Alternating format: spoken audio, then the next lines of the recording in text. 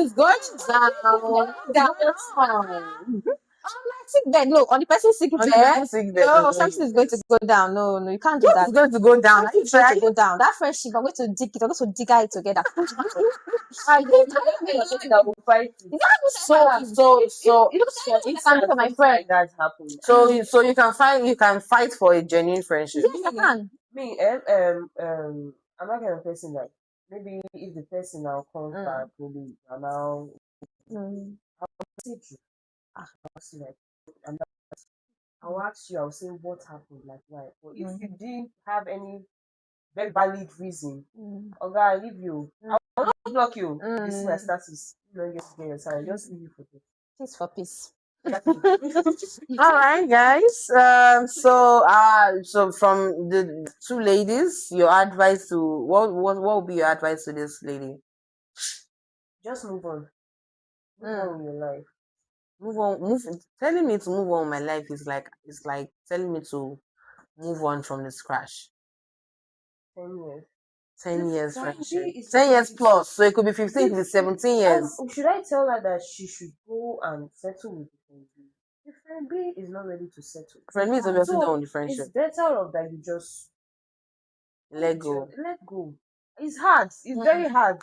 But you just have to let it go. It's as much as saying you're losing a sister. Yeah. Your sister says she does not feel your sister anymore. Your blood. Where do I start from? You are literally my best person. Yeah. You literally have all my secrets. You literally have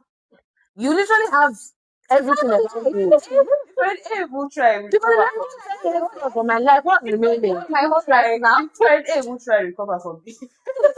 Honestly, like when you want me to die, you don't want me to live and testify what's business. I pray that they should that friend C should just definitely change. Friend B, sorry. Friend B now. Please just leave that act and just turn a new leaf because it's going to be very, very hard for friend A to move on. It's going to be very hard, honestly speaking. It's going to be very, very hard for friend A to move on. She can't just easily move on like that. That's why she was had experiences and asking her what happened. Because it's heartbreaking that the sister is leaving me. Yeah. What did I do? At least tell me. So at least I will know. Is it because friend A was sick? So are you saying the issue? Like yeah. You can pretend like to be sick. To be sick. Mm-hmm. Just to see the true character of the person. And for the other hand, friend B too can still be a pretender. Yes. Like from day one, she for 10 years. Yeah. No, but I don't think for 10 years, for 12 years. Some friendships are actually beneficial. Friend B could have been there to just benefiting from friend A. That's why I see that. And then maybe let's just paint this a case study or a scenario now. Maybe friend B saw now that she couldn't get. She will not be able to get the things that she used to get from friend A. Maybe friend A used to be the traveling type, the flamboyant spender, and all of that. And then now she's on her sick bed. What will I now be doing with someone on her sick bed? So no more trips, no more travels, no more flamboyant lifestyles again. No more Chanel, no more Gucci, no more clubbing, no more beach trips and all of that. So it's best I end the friendship. But that says a lot. That says a lot. 10 years. I'm asking you, Irene, that says she has friends for 10 years, but they will not. They dare not. Are you sure? Can she vouch for? I can vouch for my friends. I don't really have much friends though. Yeah. That's why I'm saying I know my friends in my circle. I have friends too. I have friends since 2015. Practically, how many years is that now? That's 11 years now. This is 2026. Okay, I know what she can do for me. She can't do that. No, she can't do that. Wow. Get you a friend. Get you a friend like Irene. Get you a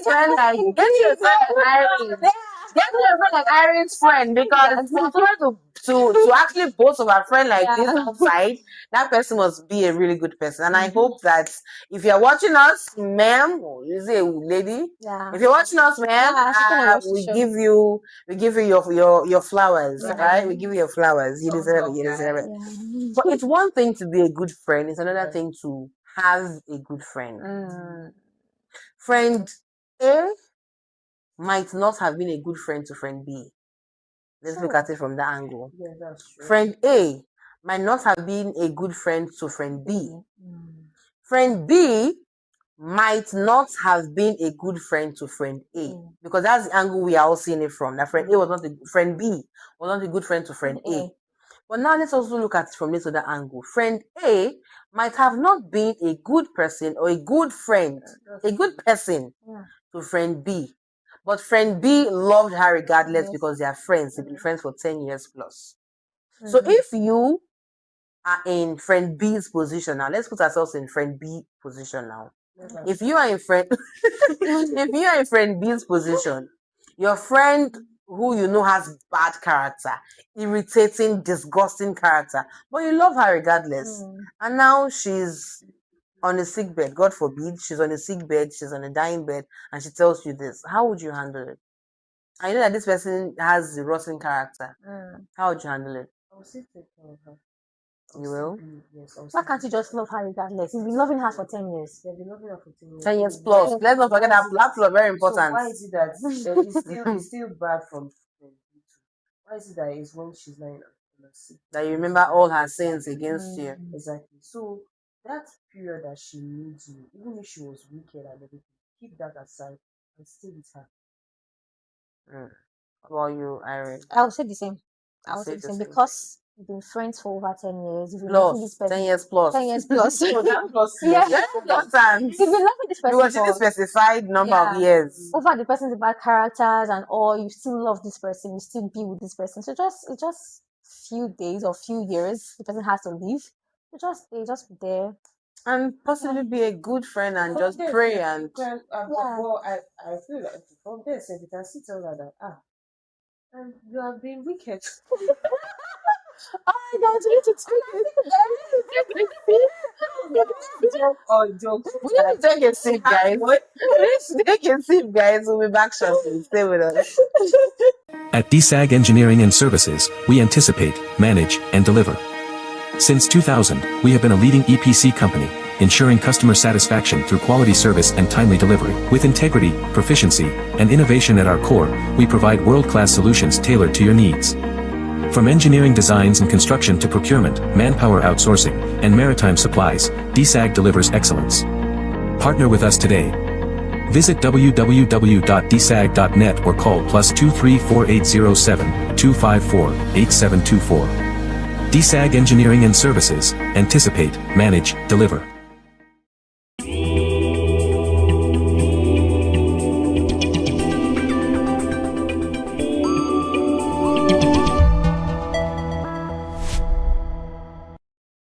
Welcome, guys. Welcome back from that really quick sip. We needed to do 1 or 2 sips here and there. We're still on the couch and we're still talking about friendships.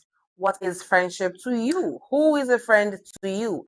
I have an amazing guest here with me, Sandra Ujeze, and I have Mrs. Irene. Hi guys, how you doing? Thank you so much, guys, for you want to market without me. I know that's right. Thank you so much, guys, for staying with me, and thank you so much for watching to this point.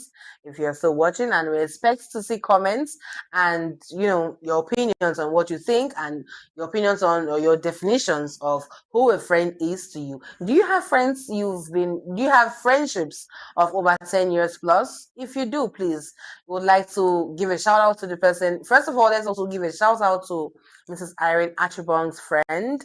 Do you mind giving a shout out to your friend? Shout out to you, baby girl. You're gonna watch this show. I know. I'm gonna force you to. So shout out to you.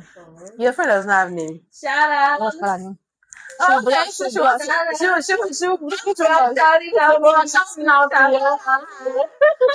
to every amazing friend out there who's sticking by each other and who is keeping it real and staying as strong as 10 years plus. We've seen I've seen friendships online for over 50 years plus. I saw one during the weekend, and the woman was celebrating. It was an elderly woman. She was celebrating 80 years birthday, and the 2 ladies that we have friends from childhood. Oh my God, so that's about 70-something years of friendship. That's beautiful. It was so beautiful to watch. I was just grinning from ear to ear. I was like, oh, this is so beautiful. this is so sweet. We do not pray for backbiting friends. We don't pray for. Okay, so now that brings us to this question. Guys, let's just discuss, right? Okay. Guys, what do you think of male and female friends? Can you be friends with a male or with a guy for over 10 years plus and not have anything? Yes. You can? Do you have a male friend for over 10 years plus? Mm-hmm. You do? Yes. And- We're not that close, Shabu. Oh, you're not that close. He's not your best friend. He's not someone you consider as your best friend. Yes. Do you? I once had a best friend. That was a guy. A guy. Yeah. Okay. But we didn't really. What actually happened was when everybody went to different locations. Okay. You get, During the so- course of life. in the course of Life. life. So it just Life happened. reduced the way we were talking to each other every day. And so, yeah, I don't really think I can be a friend with a guy for over 10 years, even now. No, I can't. Is it because you're married? Yes, that's why. Oh, because you're married? So because you're married, does it stop you from It being doesn't stop me having from friends? having male friends. But you can have a friend that is just your friend. Of course, she's married. What do you expect? Also, Mm. how are you doing? Just check up on you once in a while. So, as a guy, Yes. yes, obviously. For 10 years. But I mean, having a best friend that is a No, guy. no, the best friend now. Yes. I'm Why you don't have a best friend as a guy? It was fun, though. Having been friends with a guy. So you're saying you cannot have a guy as a best friend for over 10 years plus. I've not had a guy that's a best friend for over 10 years. Plus. But you have a guy that you're very close to. Not your boyfriend. You have a guy that you're very close to. Yes. Oh my God. I can comfortably have a guy as my best friend for as much as 20 years Yes, plus. plus. And nothing will happen. I see people that is boys that are very much more. How will I say it's girls? You know that girls will gossip. There's difference between a guy and girls. Friend, yeah. Yes. I don't understand. You understand? Mm-mm. Like you having a girlfriend, you know all those like A female friend, yeah, you a mean? female friend. You know all those kind of bitings and it is much. Yeah, of course. Between two females. But if it's a guy, you know, they just say I beg. Just all those kind of things I don't get. But some guys are so detailed though. Some Oh, guys that's me, just me. some guys will they're not woman rappers. Oh my god. It's like they'll bite you at your back. Mm. Oh, It's okay, hard for you oh, to see okay. At guys your back. like that. Yeah, that's why for me, that's why 98% of my friends are guys. Yes, I hardly keep female friends. If I have female friends, they're not more than 5. Yes, but 98% of my friends are guys. Every corner I turn to, it's a guy. I'm wondering. So if you are the judgmental type that you say or you judge a girl that moves with so many guys and say, oh, she's sleeping around. I mean, go talk tired. You go do talk tired because every corner I turn like this is a guy. Every corner I turn like this is a guy. And then the way I will relate to the person, you think, these two have something in common. If it's like that means I have so many guys friends. Your boyfriend is your best friend. Your husband is your best Yeah. friend. No, her husband is her best friend. That's different. That's different from saying having a mutual or a cordial guy that you've been friends with for over 10 years. I have a guy. I have guys that I've been friends with for over 10 years plus. We still keep it going. We still communicate. We still talk. When one of them lost his mother, the mother's burial was like the mother was not so old, so it was a mourning kind of burial. But it was like a reunion for us, for our clique, our friendship cycle. But it was massive. It was during the interment, right? No, the reception of the interment. After the interment, right? The burial party, sha. If you saw his canopy with his friends, with all of us his friends, you would think there was something else going on there. Because when guys are vibing, it's different from when girls are vibing. if you were there to see it was so fun. The fun was mad. I was happy. I did not regret coming all the way from Lagos for that party. Because we all took ourselves as brothers and sisters, not brothers owning anybody, but we took ourselves as brothers and sisters. So it was like one of our mother that's let's go and lay her to rest. It was a carnival, guys. No, that party. When your friends turn up, A party to remember. Just when friends turn up, and for me to turn up for you, guy, you have to be a good friend. I will not turn up for you because we've been friends for over 10 years. If you're not a good person to me, and over 10 years, you're not good. yes, for over 10 years, I cannot be a good. In fact, I cannot be in a friendship with someone that has not been good to me. 1 month, 2 months, 3 months, 1 year, 2 years, 5 years. Why? When I can see that you're not a good person because I love you, why would I love you and you're not a good person to me? Like the story we discussed in this first segment is, no, I cannot have such friends, I beg. So that brings, okay. You just have to, before you make friends, at least don't just say, my friend. Friends. Label your relationships, label your friendships. I always do that. Be that kind of person that if they see you, they'll know that this kind of person not the kind of, like, she doesn't make friends like that. Let them call you proud, let them call you arrogant, let them call you whatever. You know your self-worth. You are protecting your space. You know what you want as a person. Don't just carry people around you and say, my friend, my friend. Oh, who's person? My friend. No, you also even carry somebody that will add value to your life.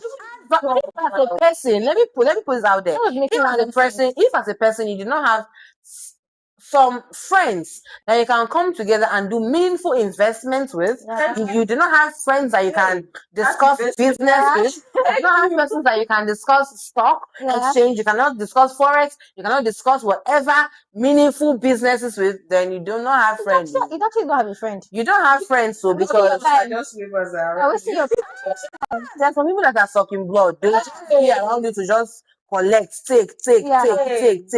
You cannot be around me. You have to be impacting in my life, or you mean to be impacting your life. I cannot just be giving you and giving you and giving you, and you're just there to be receiving. Why are you my friend? If people just go to the motherless baby to let me know that I'm offering help. Anyways, you were saying something. Sorry to cut you. Thank you. What are you feeling like? So what are you saying? Okay, what was I saying? I said that if you are that kind of like me, that kind of person that I am on my own. If I want to stay on my own, I'll just stay on my own. I don't even talk to you or anything. If you come to me and say, you are somebody that wants to make friends with me, I won't make friends with you immediately. You observe. Observing you. Yes, exactly. I will observe you before I will not label you as my friend. Before I will not say close friend. I don't have a best friend. Okay. I have only close friends. I don't have a best friend either. I have people that are really close to my heart, but especially when somebody will just come and say, you are this girl, you guys are close, you guys are best friends. I'm saying we are not best friends, so we are just close friends. I do not really care if you want to be offended. I did not call you my best friend in that instance. Did we label it for best friend? So why would I don't have a best friend. Why would you Because if I want to label somebody my best friend, that means I'm going to have like 100 best friends. Though my circle is small, but the way I relate with people, the way I relate with my friends, you'll be wondering, so which of them is your best friend? Everybody's my best friend. If me being very close and being super helpful to somebody is me being that person's best friend. You know, it's one thing for me to be your friend and you're not my friend. Yes. And there's another thing for me to be your friend and you are my friend. Yes. So it's one thing for me to have you as my friend. I take you as my friend.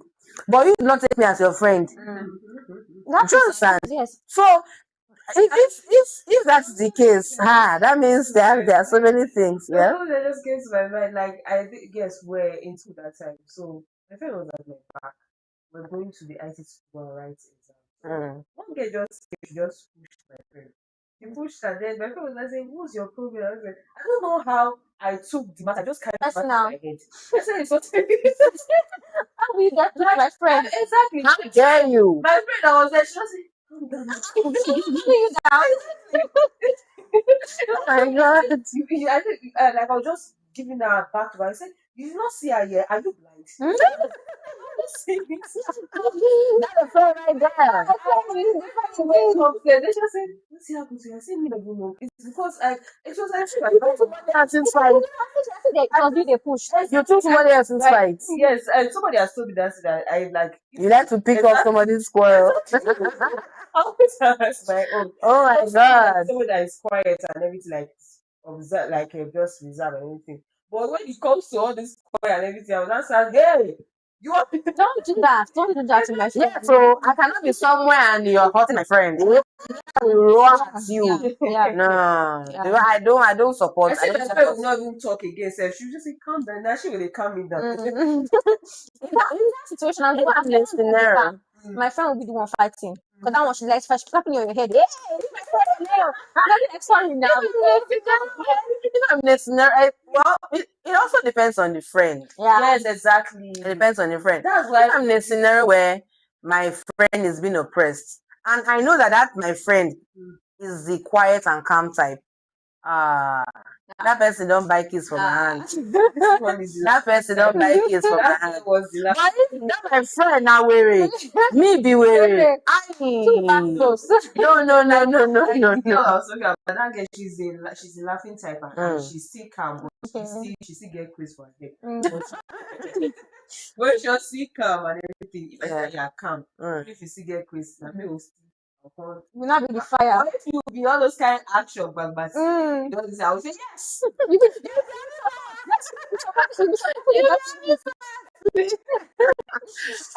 That brings us to this question now. Growing up, our parents, African parents, is very common with African parents, right? African parents, when they're their friends, when they're the children of their friends or their friends' children, however we should put it, their friends' children, African parents tend to want to do this verbal betrothal. That's what it's called, right? Betrothal. My pikin will marry your pikin when they grow. My daughter will marry your son when they grow. My this will marry your dad when they grow. Why do African parents do that? I don't really know. They feel like because they know the family of the child, no, it's their friend's child now. They know the family. They know. And some even go as far as actually, making sure that they get married. When I was in secondary school, I had a friend, meaning she usually. Yeah, I look at you when you said that. Yes. She actually had a friend. She was always mentioning my betrothed. That was when I even knew what the word was. I was like, what is betrothed? She said, she was telling me, my betrothed, my betrothed. What is betrothed? Yeah, she also loves the guy. That was when she now explained to me that when they were much younger, that her parents, the boy's parents came to do something on her head. I think that's what she said. Well, I think that's the dictionary. The dictionary also explains it. But what it was that the boy's parents came to, pay her bride price or something, or her betrothal price, something like that. That when they grow up, this boy was going to get married to the girl. It's been a while I heard from her. I've not heard from her. I know she actually got married. I've not seen her. I need to know, to be honest. I need to look for her. That's very interesting. For her to actually And if you're watching this, Mina, please, I'd love to know. Please, we'd love to know. If you just got married to your betrothed, because that was what brings me to the. Saying that she was actually mentioning over. That was what made me to know the word. She made me know what betrothed is and betrothal. That's what she was saying. My betrothed. Yes, we're actually close. We're seatmates. We're seatmates in school. So if we just discuss anything, in section I have secondary school crush and all of that. If we just talk about anything, boy story, boy talk, my betrothed is. I'm like, what's betrothed? No, she was always putting it in her face like, we will not get betrothed. I this teenage mentality. That's a feeling as if me, am I okay? I don't have a betrothed.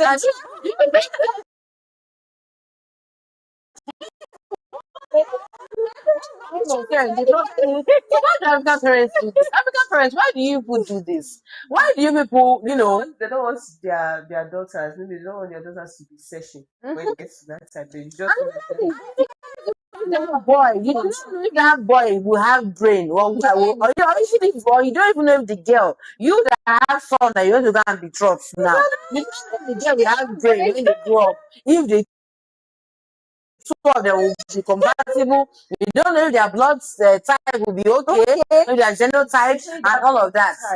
It's true now. The blood group, I don't know. But I raise this factor. That's why you just say, oh no, this one they must find they grow up. Get married to an O negative and you're an O positive. Just to say, There's a problem. factor. all those things. There's one though. That one, if you want to start bearing children, if your risk factor is negative and the other one is positive, it's a problem. It's a big problem. Let's also put this in situation when we are betrothing our children to our friends' children, and because I really do not like that. I don't like that. My wife, hey, you don't see them calling. Go and meet your wife. Go and meet your wife. You see a small boy. You send the small boy. Go and meet your wife. This is very common with the Fulanis and the Muslims. They actually that one is more like their tradition. Yeah, they actually do. Maybe that's what some I feel like this our generation. I'm not sure it will be very long time at all. Yes, because this generation is not taking it lightly. This generation will not take it lightly at all. Another way around. It's not that way. As you're saying your own, they're telling you. Some parents even go as far as, some parents even go as far as making sure, we see it a lot in the movies. Some parents go as far as making sure that you must marry this person, making sure that these two people marry. If the person are like fall in love with someone else, we always see it in the movies now. Just a baby. The person now getting like grow up and person that have sex. You see somebody that you like, and I say, okay, I'm just like, hey. No, if somebody is rotted, you cannot look for love elsewhere. What if the person now? Well, that's a family issue now. That's nothing to do with it. Anyways, guys, are you betrothed? Do you have a betrothed? As an African parent, please let's stop our mommies and daddies. Let's stop this act of using young age to betroth children to themselves, please. It's not really it doesn't go down well. Okay, guys, so we are all adults, right? But what do you think what would you say, or what's your reaction to when your African mothers usually when they call you and they start advising you to stay away from a particular friend? Oh, that friend will spoil you. That friend is not a good person. To me before in secondary school. No, you are the gang leader. That you are the worst friend, says. That for me secondary school. That the experience. It was crazy because everybody felt, I don't want to mention her name here. Yeah. Everybody felt she was a demon. She likes noise. She was the demon of the class because one day she actually took all of us out of school premises. That's how this was so that bad. She actually took all of us out of the school premises and went to see one of the ex-copper that left the school in a bad way. We loved the copper, so all of us went to see the copper. Although it was my idea. Oh, it was you. You better the idea, but she carried it out. Let's go and see this man. I know the school is now. Let's go and see him. She was like, oh, okay. She now started planning. I don't know how, the way some people are very good planning all these things. She planned and then all of us gathered. She told her everything. We went there, came back. When it was our time for us to be flogged, because we actually flogged. It was time for us to be flogged. And then they now asked, who birthed this idea that everybody should go and see this copper? Everybody forgot that I said it first. Oh, they now pointed me. They pointed at her, and then she was not the bad egg, and that's where her bad egg started from. That was the beginning of the problem. You get, so later on started bringing about boys, and secondary school now, there's definitely boys and girls issue. Yeah. Our own was rampantly seen, everybody was seeing it, gossiping and all. Although me, I was in my own though. I was in my own because it's fun, it's a school. Yes. It's like we've all been there. My mom was like, stay away from this girl. Oh. She's the one that is spoiling you. Stay Oh. away from me. Oh, Jim. I mean, the most you tell this girl what to do. Now you even as well be there. That's why the kids are to like this. You just said I'm about like, yes. oh, yeah. Yes. Boy, my ears later open, later cut me. Oh, let's cut you. Cut me. Oh, don't you sound a good God now. Don't you sound a good God now.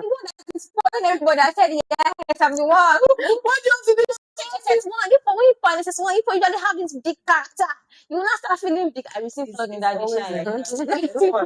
It's not children. They feel like as if they are Yes, because if they just enter senior secondary Yeah. school, no So I've problem had with my them. fair share experience You've had your of fair that share. thing. Yeah. Have you had your fair share, Sandra? You Your fair share. I have had. Oh my God! I like I've to hear your had. stories. Oh, well, there are so many stories, though. So many stories, but to say a few, I've had so many reasons why my mom would tell me, "Stay away from this person. I don't like this girl's spirit. She. I don't like her." Maybe why I did not have because I was in hostel. Oh, okay. You went to boarding school. So if I was going You know, Oh, if you're going to like school, yeah. they want to. You shout. away. And you know hostel and there's always something bad. Well, you usually hear bad things about boarding school, though. Like, it's always this toxic. It's always this street. Especially when they are doing extension. I said, we should to go to boarding school. I said, can you put me in a boarding school? When I was in JSS, the things I saw, my mouth cannot say. But you just leave it like that. Oh my God. Anyway, African parents, please do not feel that your children you have in the house, they are the good eggs, because they might be they are the ringleaders of whatever you think the other person is coming to spoil them. Don't come and tell them, "Oh no, I don't want to see with this person." They might be the one spoiling that other person. Spoiling it. Saying, you know. So, all right. That will be it. That will be it on this episode, guys. Thank you so much for those of us that have watched to this point. Thank you so much. And we hope to read your comments and to know where you're watching us from. On the Couch is open for sponsorships. Please send in your adverts, send in your comments. Let us know what your opinions are on this topic and other of our contents, because we have a lot of content for you to watch and follow us for. Thank you so much. Thank you so much, guys, for joining me on this episode. I really appreciate it. Nice being here. Yeah, as always. Yeah. All right, guys, that'll be it on the couch on this episode. We take a wrap. Thank you so much. Bye-bye.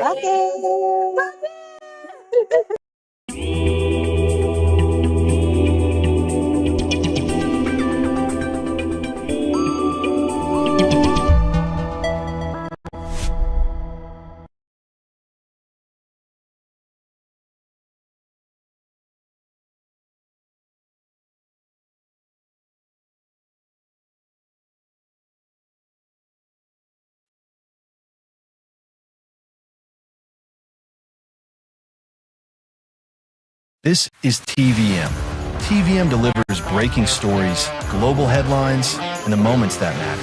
From exciting sports action to exclusive local events, we keep you connected.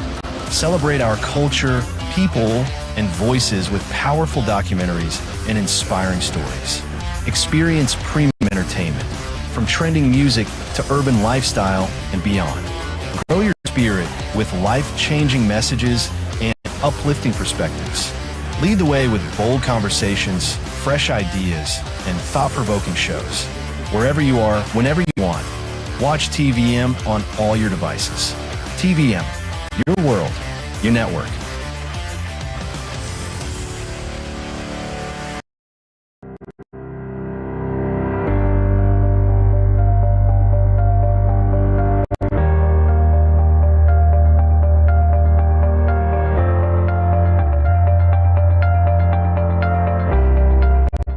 Can you introduce yourself and tell us a bit of your background into software development? Okay. My name is Paul Okodowa, and I've been working in the software industry for say almost a decade now, 8 years to be precise.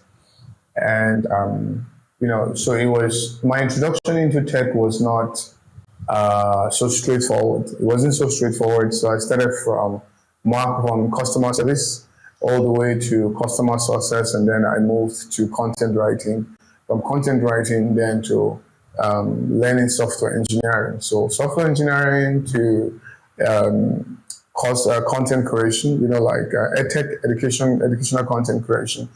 And that's where I am now. So it's not been a very, very, very straight journey. But it was, I think my introduction into tech started when I started learning to build websites at the beginning, WordPress and the rest, trying to do, okay, it was HTML. Okay, I think I'm getting it now. I was teaching in a school where I teach people how to design with CorelDRAW, Microsoft Word, those other stuff that we have those days. And there was this book in the office, and it has this how to build a website, very big book. It's from those O'Reilly, I think O'Reilly's how to build website. And I can remember that the first website there in that book was to build a website for a football team called Carnington Cougars. That's the name of the football team. And so I was following it bit by bit, just going through the HTML bit by bit. And I kind of really got interested because it was very easy to just translate one side of the book all the way to the PC. That was my first experience trying to build website, and then went all the way to Dreamweaver. Dreamweaver was a terrible software though. So I went all the way to Dreamweaver, and then it was from Dreamweaver, just kept on learning, and then YouTube became very popular, and jumped into YouTube and started learning as much as I could. But it was, for the job part of it, it was majorly from customer success. So I didn't just go all the way to website, because I really did not know anything. I had the knowledge, but I really did not know how to put it into use. But I was doing customer success for a tech company. So that's how it just kept on going. What was that inspiration? From customer success down to software development, now you're into content creation. Although I don't like using the word content creation as a job description, because even if you are creating content, you are creating content about what you do. So what you do is the job. Okay. So what was your inspiration towards all through this journey, from one point to the next point? What inspired you to move and get to that point? Okay, so the first time I was building a website, very cheap website. Then I got that job as a customer success guy. So I was paid 35,000 a month. I can imagine how lean that was. So I was paid 40,000, and then there was tax. There was not tax, it was insurance, I guess. And I think it was 5,000, and then it was 9,000 actually. So I was paying 5,000, my company was paying 4,000, and my take home was 30,000. But the guys those who were building software, they were earning way, way more than I was. So I was the one involved in scouting the customer, making sure the customer come do business with us. But I was earning very, very low, very, very little. And but aside the fact that I was earning little, I'm somebody who's very, very interested in being the one who's at the top and not the one who's below. So I knew that the easiest way for me to do that would be to build software personally, to move all the way from customer service and build software, even though that doesn't seem like the right thing to do at this in 2025 right now. But what I did was I was taking time to, upskill myself and sell my services outside what I was doing for the company. So I was doing customer success. I had things like templates on how to close deals. I had contract draft. So I had access to all the things that was used in that particular company I was working for. So what I did was that I started to freelance on the side. So I started to freelance on the side, not trying to build software like they did, because I really did not know the technology they were using. I don't know. I'm not good at the technology, but I knew the technology they were using, but I'm not very good at it. So I started to freelance on the side. So I started with website development. That's what I started with, and just kept on going. And then website development, I I was doing website development for Nigerians, right? But you know how Nigerians can be. Somebody says, I'm going to pay you 200,000 and that 200,000, you will use it to design heaven and earth for me. So I wasn't so comfortable with kind of relationship I was having with Nigerians. So I thought, what would be the easiest thing for me to do for people outside? So I realized that probably my decision then, probably if I had continued web design, I would have been able to take it outside. But my decision then was that I was going to begin to build software, build web software, apps, internal tools, external tools for people outside the country. And that's just basically how I just started, building all of that. So when I say I'm a content creator, maybe that's the wrong word to use because I don't create content that makes people happy and all that stuff. So I would say that I'm a teacher. So I teach, I teach software development. Tech education.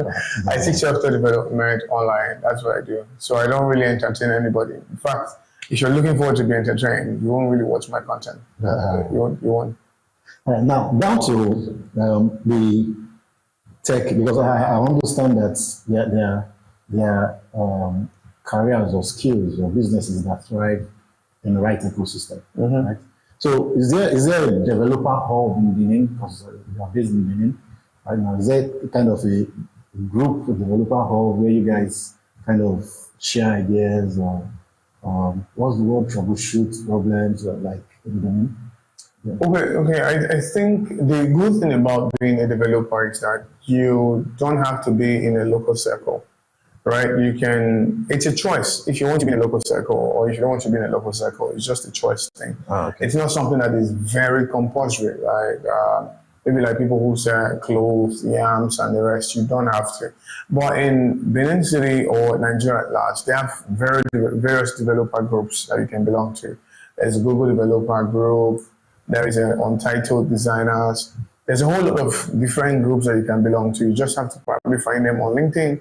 Or probably go to Eventbrite and sign up for one of the events, attend the event, and you definitely become a member or become a friend to the people who, become a friend to the persons who host those design conferences, right?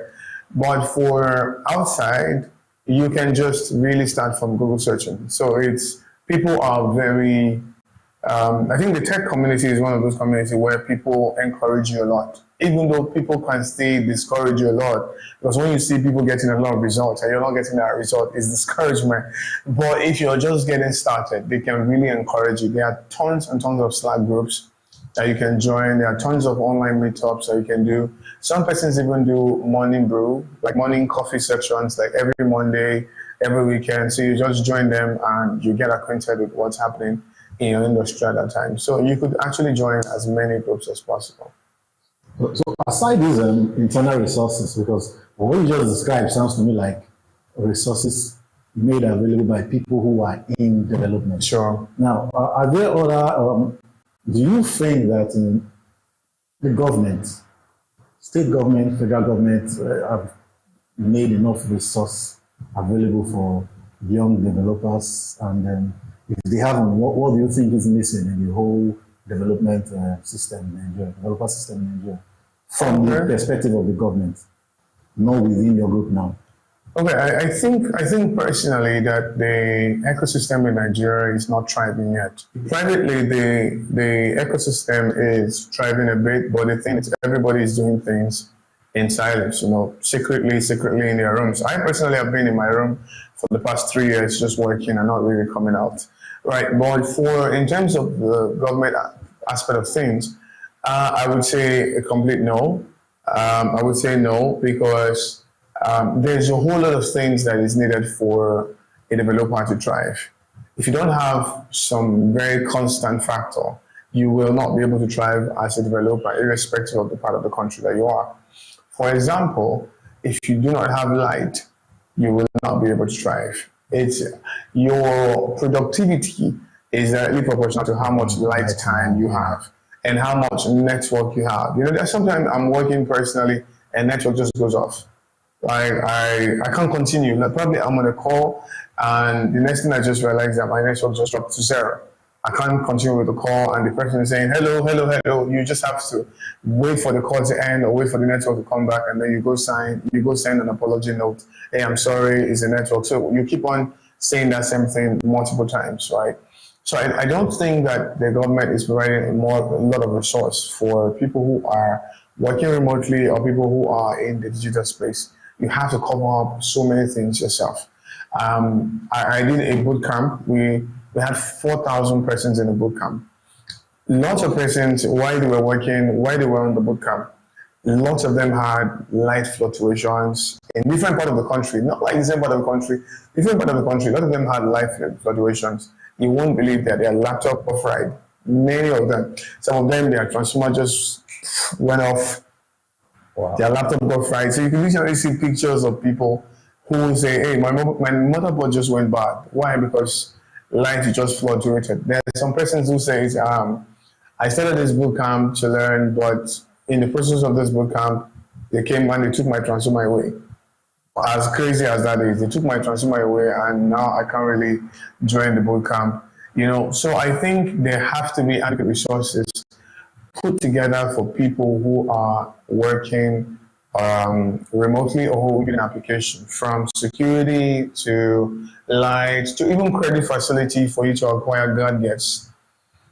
Naira is not doing so well in the market. I remember when I started, say like 8 years ago, you could actually get a brand new PC for 90,000. That's how much I got my first brand new PC, 90,000. But now, if you want to get a brand new PC, you should be thinking like maybe 2.5 million. Exactly. So if you are a developer, irrespective of how good you are, there are some things that you will not be able to do if you do not have a very good PC that you want to use, right? So I think credit line will be a very good thing for the government to do. You borrowing money to get gadgets at 36%, it's a very, very terrible deal. At DSAG Engineering and Services, we anticipate, manage, and deliver. Since 2000, we have been a leading EPC company, ensuring customer satisfaction through quality service and timely delivery. With integrity, proficiency, and innovation at our core, we provide world-class solutions tailored to your needs. From engineering designs and construction to procurement, manpower outsourcing, and maritime supplies, DSAG delivers excellence. Partner with us today. Visit www.dsag.net or call +23 4807 254 8724. DSAG Engineering and Services, anticipate, manage, deliver. Welcome back to the concluding part of this conversation. And before we went on that short break, Engineer Poye was telling us about the difficulty or what the government can do to make it easier. And I tend to agree with him because, these days, the tech and the media space are kind of an outlet for young people to make a living. We don't have people vying for conventional jobs anymore. People are leaning inwards towards developing their skill and making money out of it. I for one, I can attest to the fact that it costs a whole lot of money to get power for production purposes for a day, to get data for a day. So it's actually crazy, to spend 15,000 to 20,000 naira a day just for fuel to power them, because there was no national power. And meanwhile, you still pay for those. And there was one other thing too that I would like to chip into. There is also the difficulty in payments. Yeah, it's one thing I've noticed. I will go through a lot in this country. Yeah. You want to buy something online outside the country, you go through hell to pay your money. It's not like you want to take somebody's money. Your own money that you have to pay for a product or pay for a software or pay for something or a plugin or whatever it is, you go through hell to get it. I don't know what policy operates that, but man, it's not fair to young developers. It's not fair to young tech people. So thank you for being with us, Engineer Paul. Yeah, just want to chip in on that idea. Being able to collect payment as a person. So, if you are a freelancer or a tech person if you're a tech person who's based in Nigeria or maybe other third world country, especially in Nigeria, you will find it difficult to make payment and accept payment. I think there are a lot of policies that's making sure that these so-called big guys are able to charge directly your Nigerian card, or as long as your IP address is from Nigeria, there's just so many services that you can't really access. Just thinking of, I was going to pay for Google Cloud services just a few days ago. I tried my local card, it didn't work. I tried my foreign card, it didn't work. Tried a French card, it didn't work. It just doesn't work. This is something that if you live in the UK or you live in any other country, you're able to do this as easy as possible. But because you're in Nigeria, it's difficult. Even if you were building products in Nigeria and you're building for people who live in maybe in the UK or in the US, there is hardly any infrastructure that is based in Nigeria that you can use to charge that person. Right? You would have to rely on Amazon, or you have to rely on Stripe. You have to rely on other tools that when you charge that person, you are going to pay your tax to those other persons. I mean, recently I was taxed $33 simply because I was charging somebody penny. I mean, the amount of money I was going to charge this person is so low, and before I was able to complete that transaction, I was charged as much as $33 just to complete a very simple transaction like that. That's how hard it is for people to transfer money. So I think that's something that the government will have to look on. Else, Nigeria will not be able to compete in a global space. We'll just keep building fintech products, or we'll keep on building the same product for the same people over and over and over again, and which is very, very, very terrible, if you ask me. Aside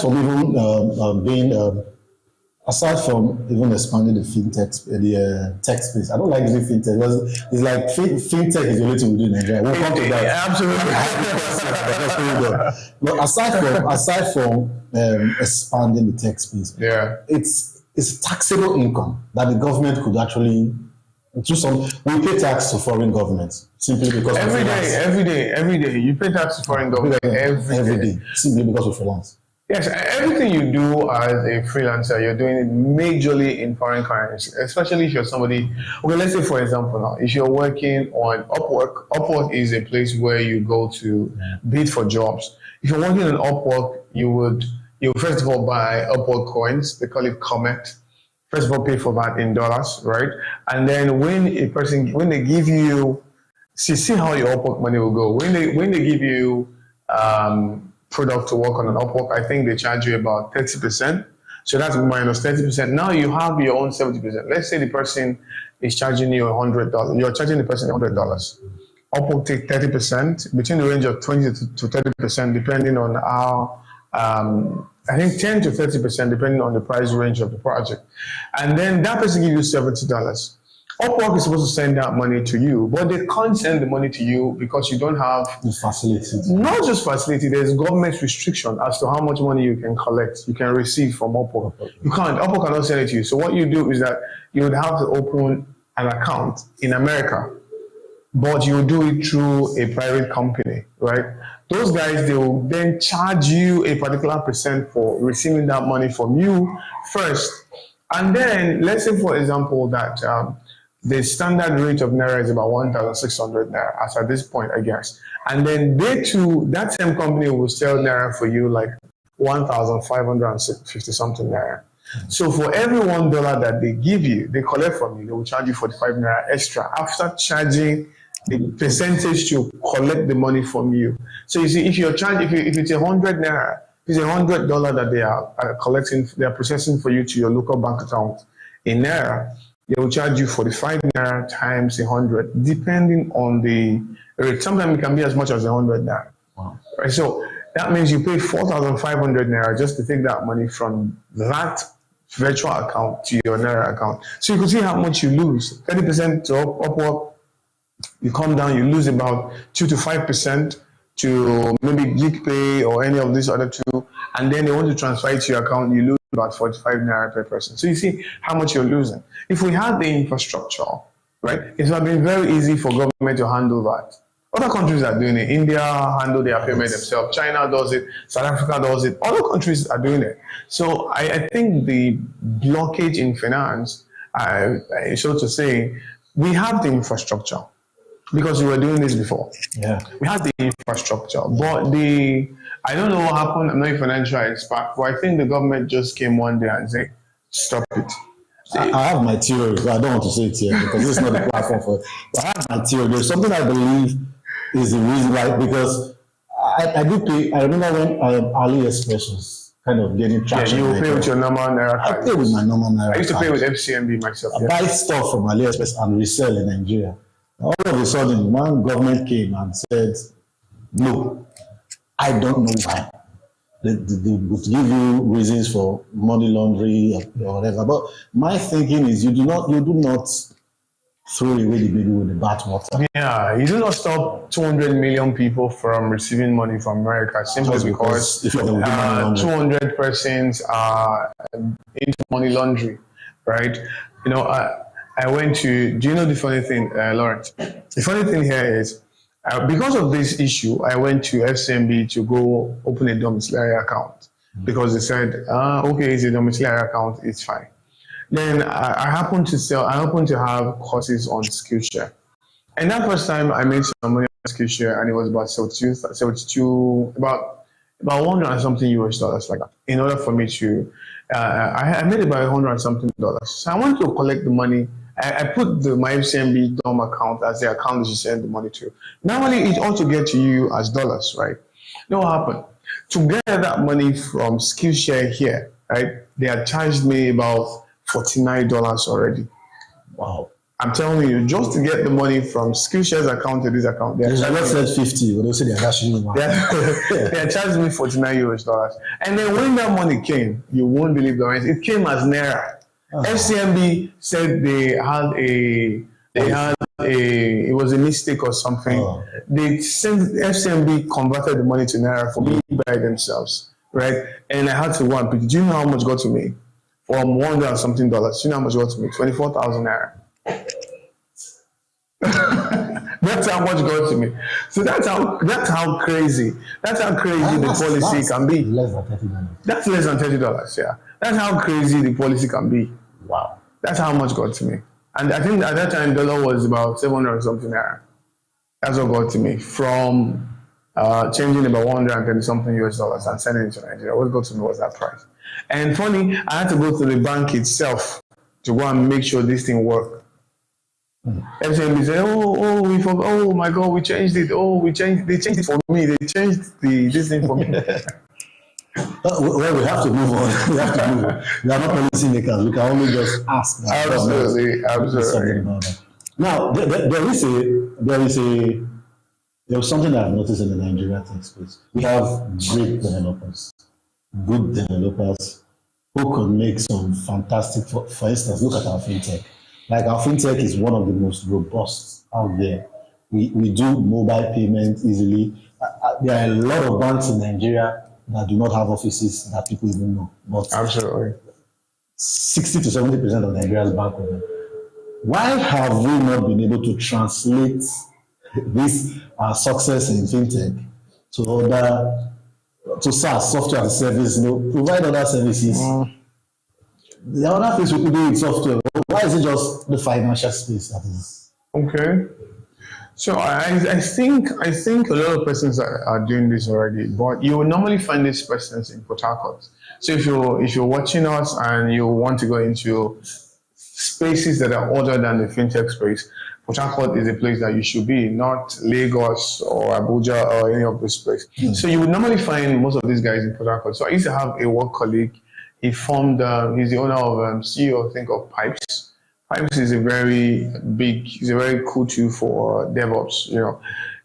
I know a couple of persons in Port Harcourt who are doing this, but I think the Lagos boys and the around Nigeria boys, they have to be doing a fintech for something, fintech for anything. So the fintech space has become so competitive that your success is directly proportional to how much money you're willing to waste. So if you have a fintech app, Uber for Suya or a Suya app, Abeg, any of these apps like that, your app will become very successful if you have a lot of marketing budget, or you can bring the price very low. So let's say, for example, the standard CBN rate is 10% per transaction, and you personally, you are charging 5 naira per transaction. So you're the one covering the 5 naira for CBN, right? So let's say you have if you're, as long as you're willing to cover that 5 naira, as low as 5 naira, or probably this 50 naira fee that people pay whenever they transfer above 10,000 naira. If you say, okay, I have 300 million, maybe $10 million in the bank account, I can cover that 50 naira for like maybe 100 million transactions. People will leave you complex services like MoneyPoint, OPay, and jump all the way to you. Right, so it's a very volatile market. People get into fintech to lose money, not to make money, right? So anyway, that's a talk for another day. But for reasons why people don't do business to business, because there's really no business. Yeah, you can really quote me anywhere. There's really no business to do business to business software for in Nigeria. Majority of the people that we sell to in Nigeria, they are customers. So it's business to customer. So you almost can't do business to business in Nigeria. You fail. You will not really succeed because there's so many things. There is not enough business in Nigeria for you to have a business software for a particular kind of people. Because when you're building business to business software, Lawrence, you have to niche to a particular set of people. Say, for example, we say you are building, today I was reading about a guy who built a software for people who own pet farms, private pet farms in the US. I think it should be pet farms in the US. So that's a business to business something. People who want to manage their pet farms, they will pay for it. So then if you bring it back to Nigeria, let's say, for example, you want to build a software that people can use to manage bakery. So the question now is, how many bakery do you have in Nigeria? Right, and how many bakeries will be willing to use a tech product like that, and for free? And how many persons will be willing to pay for that product in order for you to optimize your business? So when you have few business in Nigeria, like the number of business in Nigeria is few, but the business that we have in Nigeria are people who just hand to hand, let's just do the things that we can. I'm selling this to you, I'm selling zinc. But if you say core SMEs, we really don't have SMEs that you can really bid for. I will always say that Nigeria is the opposite of South Africa.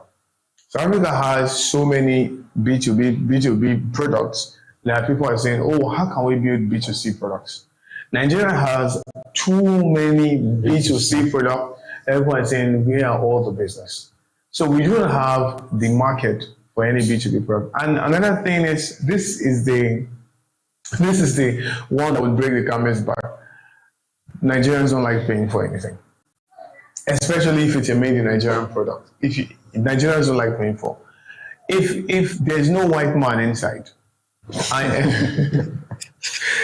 if you want to sell to a lot of Nigerians, you have to use a white guy as your advert guy. Yeah. If there's no white guy inside, if you're not saying like this product is made from China, this product is made from UK, one UK address, one American address, and lots of Nigerians don't really think that it is very, very cool, right? And Nigerians hate paying for something. Somebody made a post recently on Twitter, and the person said that Instagram, they're charging about 2,400 naira a year for premium. I think they were doing it on promo or something. Do you know what Nigerians said, Lawrence? They said, don't worry, don't pay. Don't pay. I have a cheat that will enable you to have it for 2,400. This is less than that's like 2,000 a month. That's like 200 naira a month. 200 naira a month. Yeah, that's 200 naira. Yes, and that's $1.50 or something a year. And the Nigerian person came around and said, telling people not to pay, that he has a cheat code. Yeah. So talk less of you're building a B2B software and with all the cloud infrastructure, everything that you want to do, and so you're charging. So I think what Nigerians should do, if you're a software developer, I think what you should do is that you should build for outside the country. Wow. Just build for outside the country. Nigerian market itself is not ready for business to business software. I remember when MoneyPoint came. I think they were not MoneyPoint before. They were another name. They were providing infrastructure for banks, for FCMB, all these other banks. That's what they were doing. And their infrastructure was helping the banks make a whole lot of money, right? And the banks, they were not fulfilling their own side of the bargain the way they should. So what they did was they called out two guys and said, okay, I think we can deploy this infrastructure ourselves. Since we're the owner of this infrastructure, I think we should create a product that we'll be able to use to deploy this infrastructure, we'll use our own infrastructure for another product. So they called out two guys, and those guys started researching on this product called MoneyPoint. So they started in Lagos, a very small catchment area in Lagos. They produced the POS and they were going to collect feedback, right? And the feedback they noticed was that payout was a thing. Like payout, the other banks will wait, they will pay you the next day. So MoneyPoint now came out with a solution that we're going to settle you that same evening. At the end of business day, we will settle you. So once Nigerians heard that these people, they settle you same business day, everybody bought it. So though they were still giving bank infrastructure, but MoneyPoint began to grew so big that they were processing as much as 2 billion. They are now processing way more than bank on a daily basis. That bank is I see that bank, in my perspective, as the biggest bank in Nigeria right now. Almost every business is using MoneyPoint now. So they started producing so much money, they left their infrastructure business. And MoneyPoint is now the business now. No more infrastructure business. I'm not sure they still provide infrastructure for any banks now. They left all of those stuff and now it's MoneyPoint. So majority of the businesses that are in Nigeria now, if you own a software business, it's not advisable to build a software business in Nigeria. Instead, build a software business that you personally can use to work directly with the customers. That's how you make money. Else you're just going to be there. You're not going to make money. So meaning before there has to be a cultural mentality shift. Absolutely. Before you can build anything B2B, there have to be a culture shift that everybody likes to pay for what they consume. Like we have to be a country where we understand there's no free me everywhere. Let me play the devil's advocate here. I'm not sure I would blame Nigeria totally because we have been burnt a lot of times for for instance, power company now. Power company is one big example that burns us. We pay, like if you live in areas where you do what they call postpaid. Is it postpaid? Yeah, postpaid. You won't understand what like where you just pay a fixed amount a month. You just come and give you 35,000-40,000 naira a month. If you don't pay more than 80% of that, they disconnect you. And that has been the method from time. So you have, for instance, you could buy data. I'm not mentioning any network. You buy data. There is one very notorious one that gives a lot of cheap data that doesn't work. You buy data and you struggle to use the data, it will not work. So I think there's a little bit of mistrust. I think there's a mistrust. We don't even trust once foreigners bring. Then the Nigerian man that is like us, that has our same mind, will not trust. So, but the truth is, it's not always like that. Because in my mind, the way I see that, like if all this fintech, all these mobile banks in Nigeria are doing well, we should not struggle with software development in any other thing. No, Nigerians, believe me, I personally work for, I barely work with Nigerians, I work for people outside, and they don't really have any trouble with the software that I build. Nigerians build very, very good software. We build great software, very good software. We work for people all over the country. If you go on GitHub, I think Nigerians should be the country with the third highest GitHub Git commit in the world, not in Africa, I mean in the world. So we should be like, we have some of the best software developers in the world. So we work well, but I think the thing here is how Nigerians interpret value. Yeah. A lot of Nigerians don't interpret value the way people see it. For example, I'll take app design for an example. Somebody comes to you and say, hey Lawrence, I need you to build an app for me. And you say, okay, I'm going to build it. And say, how much?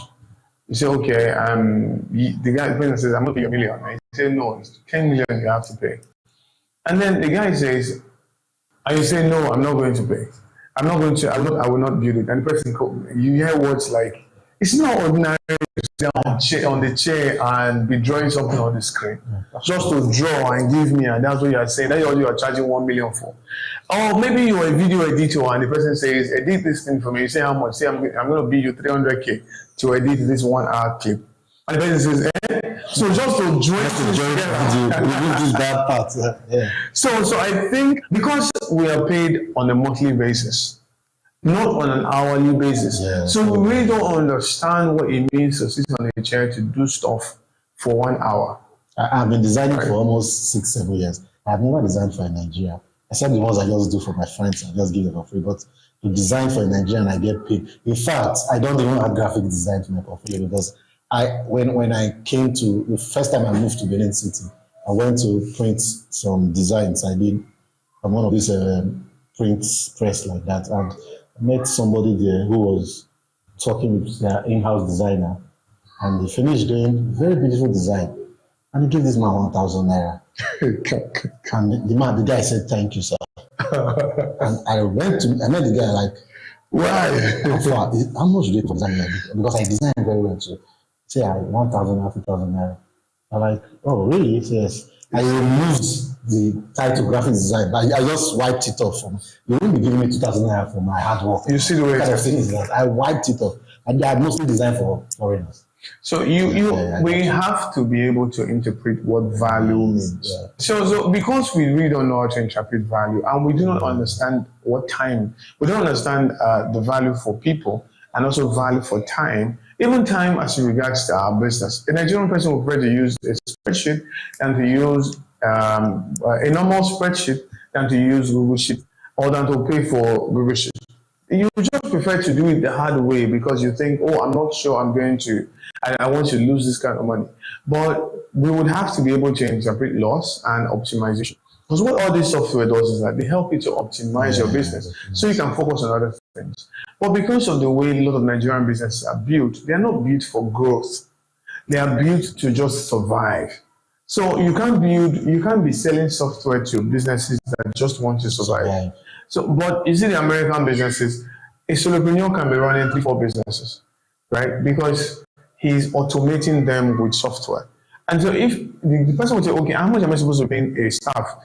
If I'm paying a staff in America $15 per hour, and I'm paying this person 5 hours a day to do business, to do something for me, and that means this person is going to work 31 days in a month or 30 days a month, is it not better for me to just buy a software, pay $100 a month that will automate everything that this other person would do?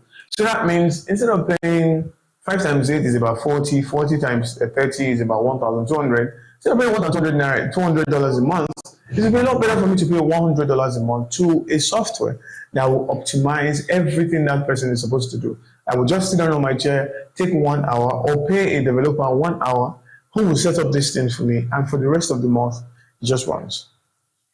Well, I hope we get to that. I hope we get to that point because it's increasingly becoming, I won't want to use the word frustrating, it's painful to see. I know a lot of what softwares can do, particularly the influx of artificial intelligence that we have now. A lot of my productions now I do with artificial intelligence. I pay for them, and it's made my job easier. I do not have to get a whole lot of people to work for me anymore. It kind of makes things easier, even in terms of even things as when you're developing a plan, developing a structure. Yeah. So all those things come in handy. I think as Nigerians, we should start doing better to understand value, appreciate value, and at least pay the right price for value. I think we have covered everything that we have to cover on the time for this episode will take us. I would have loved to ask Engineer Paul if he has advice for any upcoming developer, but if you ask me, he has thrown nuggets all through our conversation for upcoming developer. If you are developing right now in Nigeria, he said, try and look for clients outside the country. Absolutely. Just try and look for so you survive because it's not cheap. Absolutely. It is not cheap to run. To run your business. Yeah, it's not cheap to run your business. So you try and look for clients outside the country. Then if you are a policymaker in this government, let's be fair to Nigerian youths. They are the future of this country. If you want to know, if you want to be honest with yourself and you want to know how Nigeria will be, try to extrapolate 20 to 30 years time. The only type of people in Nigeria are people like you who all they know is politics. How would Nigeria be? If 90% of Nigerians are politicians, how would the country be? So if you're a politician or a policymaker, think like that. Regardless of how beautiful politics is now, you still need the software developers. You still need the media technologists. You still need the bankers. You still need teachers. A lot of government schools now, that's the topic for already, but a lot of government schools now are filled up with old teachers. And I keep asking myself, by the time all these people retire, who is going to be teaching? You still need teachers. You still need your drivers. You still need all these people. And if you keep making the environment uncomfortable for them, they start looking for resource outside. And before you know, they'll leave you alone in the country. Absolutely. So please, to our policymakers, let's try to make things easy for our Nigerian youth to better their life. So thank you very much, Mr. Paul. Thank you. I appreciate it. And if you want to understand what he meant by Nigerians can develop software, check out TV app. He did that. Just go to the Play Store or the Apple Store, download the app. He did that. That was him. So thank you very much. It's a beautiful application.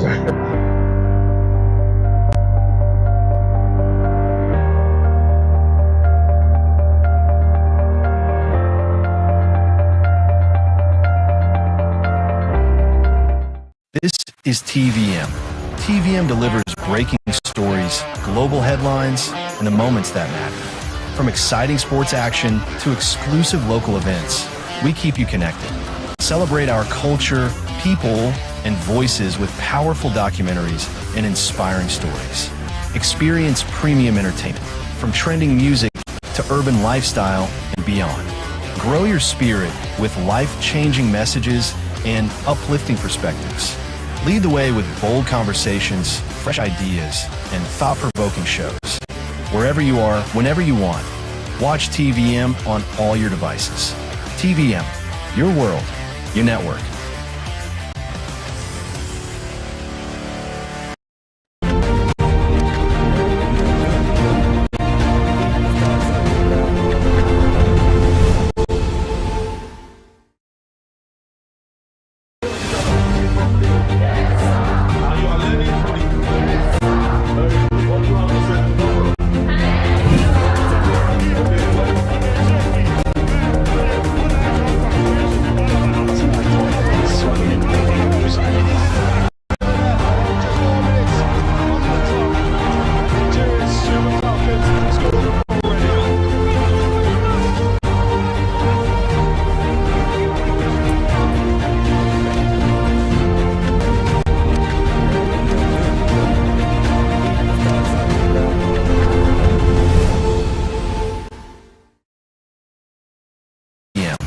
TVM delivers breaking stories, global headlines, and the moments that matter. Exciting sports action to exclusive local events, we keep you connected. Celebrate our culture, people, and voices with powerful documentaries and inspiring stories. Experience premium entertainment, from trending music to urban lifestyle and beyond. Grow your spirit with life-changing messages and uplifting perspectives. Lead the way with bold conversations, fresh ideas, and thought-provoking shows. Wherever you are, whenever you want, watch TVM on all your devices. TVM, your world, your network. This is TVM. TVM delivers breaking stories, global headlines, and the moments that matter. From exciting sports action to exclusive local events, we keep you connected. Celebrate our culture, people, and voices with powerful documentaries and inspiring stories. Experience premium entertainment, from trending music to urban lifestyle and beyond. Grow your spirit with life-changing messages and uplifting perspectives. Lead the way with bold conversations, fresh ideas, and thought-provoking shows. Wherever you are, whenever you want, watch TVM on all your devices. TVM, your world, your network.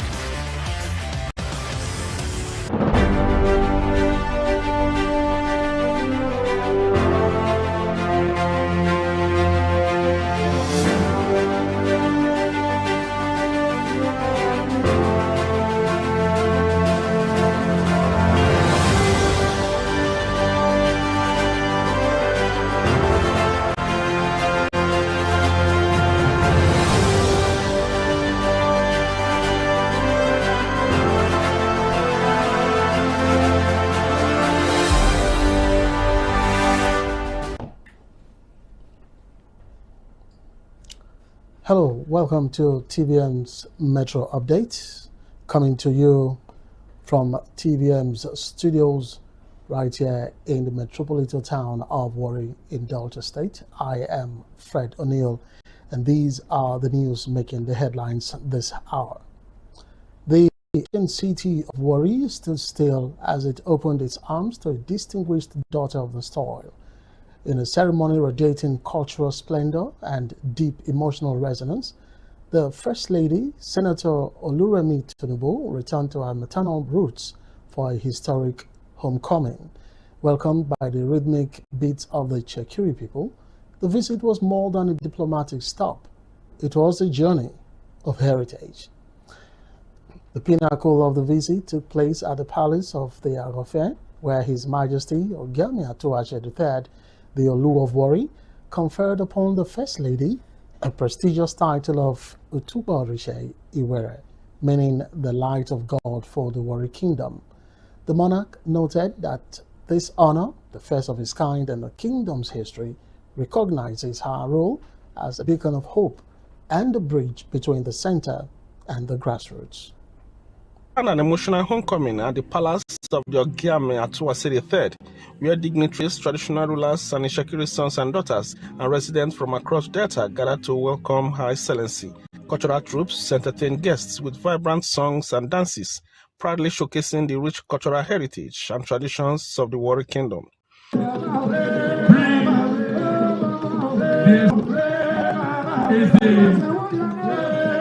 You can see that this is a great visit for Delta State. It's not about the Chekiri nation. She's serving Nigeria and she's bringing pride to Delta State. You can see a lot of development that the federal government is putting into Delta State. All is because we have somebody at the federal level that is speaking on behalf of the state. It is a symbol of hope and something that we're very excited about. As a Chekiri woman myself, I am ecstatic about it. We have a woman that we can look up to. In his address, Delta State Governor Sheriff Oborowole described the visit as both historic and symbolic. You made us proud of how you represented us during the 4th National Prayer Congress, a faith-based gathering of clergy and policymakers in the United States of America, where President Donald Trump singled you out and described you as a highly respected woman.